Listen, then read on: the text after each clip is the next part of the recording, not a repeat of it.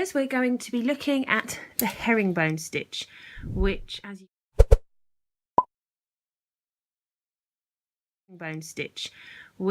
you can see is a beautiful flat laying texture. It is basically where you have stitches which lay over each other like this as you're working.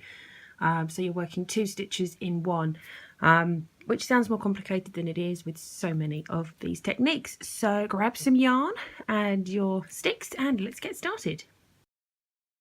Once you've cast on, you will be using the same process that I'm using now. So the fact that I've already worked the body so that I've got some example for you has no bearing on whether this is a simple cast on or not. The technique is the same. There's no setup row, you just get on with it.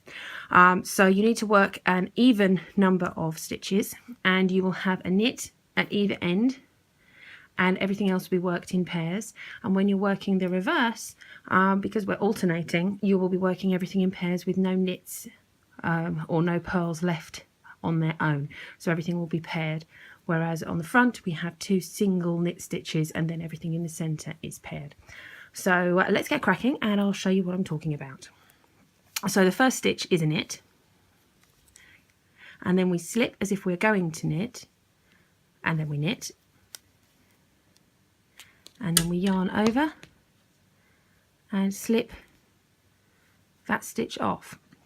So I'll just show you that again. We slip, we knit, pick up the slip stitch, yarn over, and work that stitch as if it was a giant knit. So slip, knit, yarn over, pass the slip stitch back, slip, knit, yarn over, pass the slip stitch over. And that really is all there is to this first row. You just keep working it all the way along and it does become a nice simple repetitive process.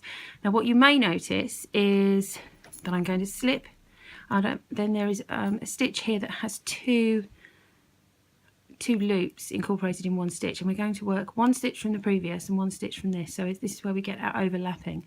So we knit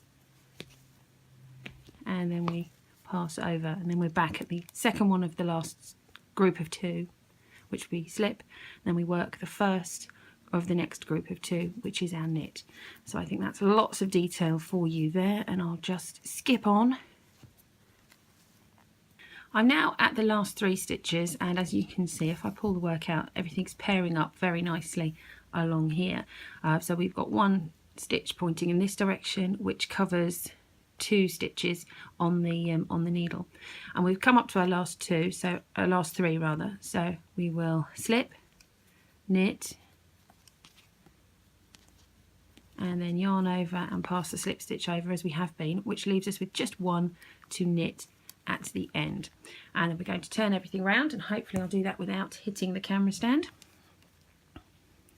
And we're now going to work our way back using purls, and we're going to start off, and as you can see, hopefully you've got the stitch on its own, and then we've got blocks of two stitches, and we're going to again be splitting these blocks in half. So we're going to work the first two, then we're going to work the next two, and so on, so that we are alternating.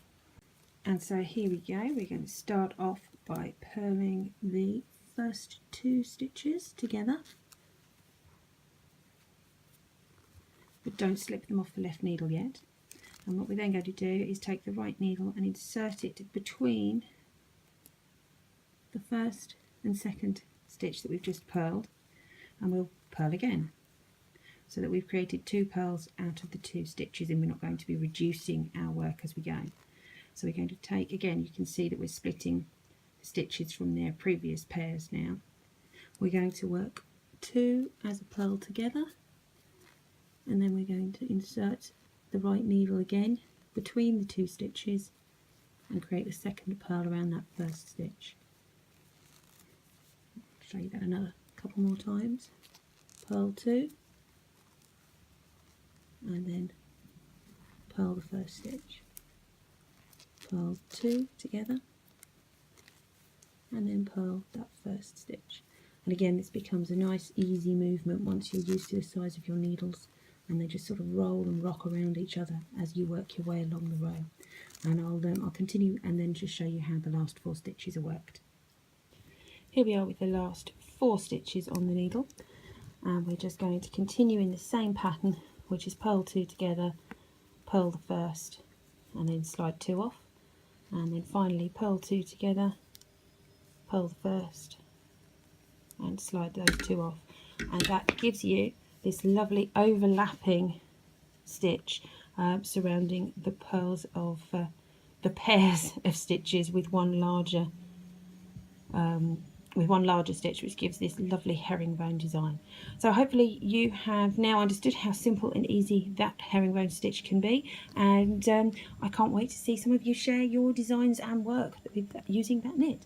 So if you've liked and enjoyed this, please give it a thumbs up, share it around with your friends, and subscribe to the channel, because we're going to having a lot more knitting and crochet techniques and stitch libraries created in the coming weeks and months. So I'll see you soon. Bye for now.